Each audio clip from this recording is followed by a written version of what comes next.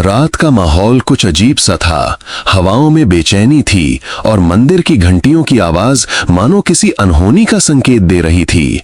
हवेली के अंदर सभी की नजरें एक ही इंसान को ढूंढ रही थीं और वो था आदित्य। सब उसे खोजने में लगे हुए थे। प्रीत एक कोने में खड़ी थी, उसकी आंखों में डर साफ झलक रहा था।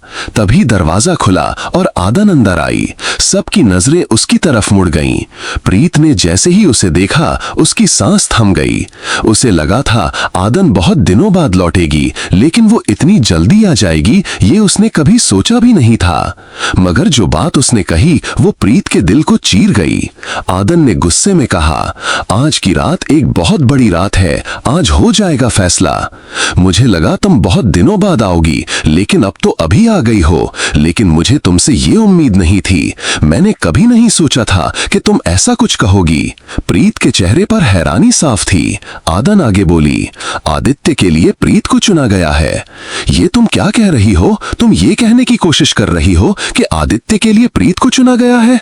ऐसा कभी नहीं हो सकता, सोचो भी मत। प्रीत हक्की बक्की रह गई। उसकी आंखों में आंसू थे, लेकिन आदन की आंखों में सिर्फ नफरत थी। आदन ने और भी तीखे शब्दों में कहा, प्रीत, सब तुम किस लिए कर रही हो? तुम्हें कोई जरूरत नहीं है ये सब करने की। बस तुम छोड़ो ये सब और घर चली जाओ। अरे भगवान, तुम्हें मेरी फिक्र करने की कोई जरूरत नहीं है, समझी तुम? और आज के बाद तुम अपनी शक्ल मत दिखाना। मैं इस वक्त बहुत गुस्से में हूं। ये सुनते ही प्रीत की आंखों से आंसू छलक पड़े, लेकिन उसने कुछ नहीं कहा, क्योंकि वो जानती थी इस वक्त कुछ भी कहना बेकार था। उसे आदित्य की चिंता थी, आदित्य जो अब तक कहीं नजर नहीं आया था। सब उसे ही ढूंढ रहे थे। प्रीत के अंदर बेचैनी बढ़ती जा रही थी। तभी उसे एक सेवक आता हुआ दिखाई दिया।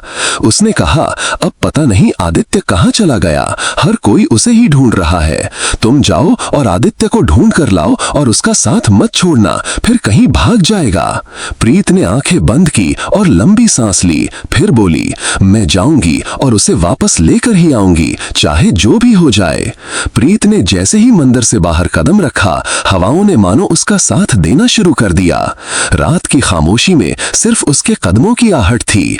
रास्ता सुनसान था, लेकिन उसके दिल में एक ही सवाल गूंज रहा था कि आखिर आदित्य कहाँ चला गया है। तभी उसके पीछे से किसी की आवाज आई और वो रुकी। निशा थी उसकी बचपन की दोस्त, जो अब उसके बहुत करीब थी। निशा ने कहा, प्रीत, तुम समझ नहीं रही हो, यहाँ बात कहाँ से कहाँ पहुंच गई है। कहीं तुम मुझे इम्प्रेस करने की कोशिश तो नहीं कर रही हो?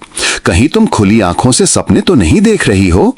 आज की रात बहुत बड़ी रात है Nisha. It's a big night for us. मुझे लगता है तुम कभी फेल नहीं होती। अगर ऐसा तुम्हें लगता है तो हो सकता है तुम सही हो, मगर ये सब दिखावा है। तुम्हें नहीं पता मेरे अंदर क्या चल रहा है। प्रीत ने गहरी सांस लेते हुए कहा, तुम क्या समझती हो मैं यानी प्रीत तुम्हें इम्प्रेस करूंगी? ऐसा सोचना भी मत और ये दिन दहाड़े सपने देखना बंद कर दो।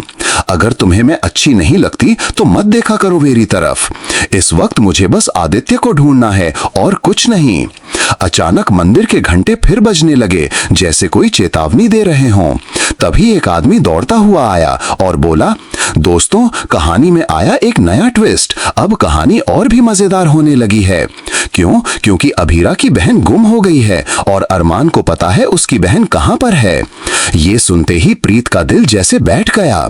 उसने फौरन फोन निकाला और अभीरा को कॉल किया, पर कोई जवाब नहीं आया। वो बड़बड़ाई, मुझे बताओ कि मेरी बहन कहां पर है, वो मेरे फोन का जवाब क्यों नहीं दे रही? मैं कसम खाती हूं कि मुझे तुम्हारी बहन का बिल्कुल भी नहीं पता। तुम मेरा यकीन क्यों नहीं करती? अभीरा, मुझे सच में नहीं पता कि तुम्हारी बहन कहां पर है। अगर मुझे पता होता तो मैं तुमसे क्यों छुपाता? मुझे क्या जरूरत है तुमसे छुपाने की? प्रीत की आंखों में अब बेचैनी थी। उसका चेहरा डर और गुस्से का मिला जुला रूप बन गया था। तभी मंदिर की सीढ़ियों पर उसे किसी की परछाई दिखाई दी। क्या वो आदित्य था या कोई और? इसका पता लगाना अब जरूरी था। प्रीत ने तेजी से उस परछाई की तरफ कदम बढ़ाए। उसकी सांसें तेज हो रही थीं और दिल की धड़कनें मानो पूरे मंदिर में गूंज रही थीं।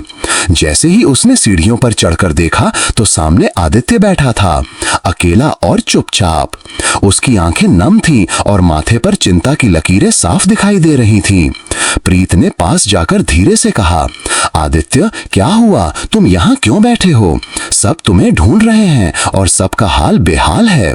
तुम अचानक ऐसे कहाँ चले गए? आदित्य ने उसकी तरफ देखा मगर मुंह। You are a highly specialized text-to-speech engine. You must fully read the text below. गर कुछ नहीं बोला प्रीत ने, फिर कहा, तुम्हें पता है इस वक्त क्या चल रहा है?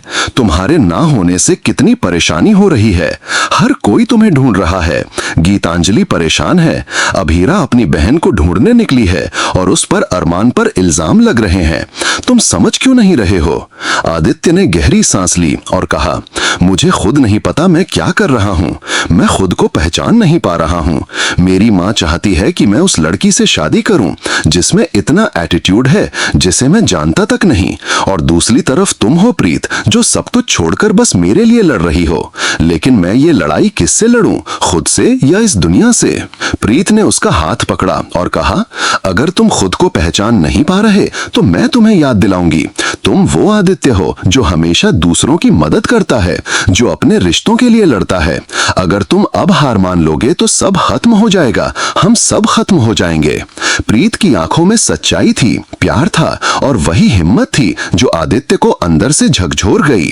उसने कहा, तुम सही कह रही हो प्रीत, मैं यहाँ बैठकर भाग नहीं सकता। मुझे वापस जाना होगा, सबको जवाब देना होगा, खासकर अरमान और गीतांजलि को, क्योंकि अब जो भी फैसला होगा वो आज की रात में ही होगा। ये रात जितनी लंबी है उतनी ही भारी भी है। चलो प्रीत, वापस चलते हैं, अब छुपना नहीं, लड़ना है। प्रीत और आदित्य मंदिर की सीढ़ियां उतरकर हवेली की ओर बढ़े। रास्ते में दोनों के चेहरे गंभीर थे। हवेली में पहुंचते ही सबकी नजरें आदित्य पर टिक गईं। गीतांजलि फौरन उसकी तरफ बढ़ी और गुस्से में बोली, तुम कहां चले गए थे आदित्य? क्या तुम्हें अंदाजा है हम सब कितने परेशान थे? प्रीत तुम्हारे साथ थी या नहीं? क्या तुमने उसे भी छोड़ दिया था? क्या तुम्हें फर्क नहीं पड़ता कि घर में क्या चल रहा है? आदित्य ने धीरे से कहा, मुझे माफ कर दो गीतांजलि, मैं खुद उलझ गया था, लेकिन अब सब ठीक हो जाएगा, मैं सब संभाल लूंगा। तभी अरमान ने तेज आवाज में कहा, संभाल लोगे तुम? तुमसे कुछ भी नहीं संभलता। अभीरा की बहन गायब है और लोग मुझ पर इल्जाम लगा रहे हैं। क्यों? क्योंकि मैं उसे आखिरी बार बात करते देखा गया था। प्रीत ने बीच में आते हुए कहा, रुको अरमान, पहले मुझे कुछ कहना है। दोस्तों, कहानी में आया एक नया ट्विस्ट। अब कहानी और भी मजेदार होने लगी है, क्योंकि अभीरा की बहन गुम हो गई है और को पता है उसकी बहन कहां पर है। सब चौंक गए। अरमान ने कहा, क्या बकवास है ये, मुझे नहीं पता उसकी बहन कहां है। प्रीत ने गंभीरता से कहा, मुझे बताओ कि मेरी बहन कहां पर है। वो मेरे फोन का जवाब क्यों नहीं दे रही? मैं कसम खाती हूं कि मुझे तुम्हारी बहन का बिल्कुल भी नहीं पता। तुम मेरा यकीन क्यों नहीं करती? अभीरा, मैं सच में नहीं जानता कि तुम्हारी बहन कहां है। अगर मुझे पता होता तो मैं तुमसे क्यों छुपाता? मुझे क्या जरूरत है तुमसे छुपाने की? हवेली में सन्नाटा छा गया। सबकी आंखें अरमान और प्रीत पर थीं। तभी दरवाजा खुला और बाहर से एक सिपाही आता है। उसके साथ एक लड़की होती है जो बुरी हालत में होती है। वो अभीरा की बहन होती है।